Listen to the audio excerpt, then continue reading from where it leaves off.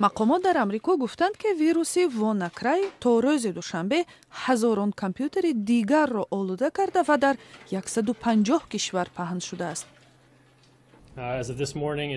تا صبح امروز بیشتر از 300,000 کامپیوتر در 150 کشور سرایت شدند. خبر خوب این است که سرعت سرایت ویروس سست می شود. ویروسی WannaCry صاحب کامپیوتر را از دسترسی به اطلاع مهمش محروم میکند و برای بازپس دادن آن بیشتر از $300 پول طلب میکند. با وجود طمع‌جویی و به دست آوردن پول، ظاهراً نه بیشتر از $70,000 پرداختند و ما نمیدانیم که آنها در واقع معلوماتشان را پس گرفتند یا نه. با گفته مقامات آمریکایی هیچ یکی از شبکه‌های دولتی آسیب ندیدند.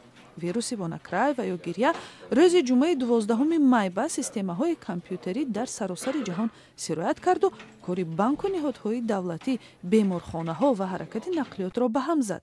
چندین کاربر رادیوی آزادی در تاجیکستان هم به ما از سرایت شدن کامپیوترهایشان خبر دادند، ولی مقامات رسمی در این باره تا حال چیزی نگفتند.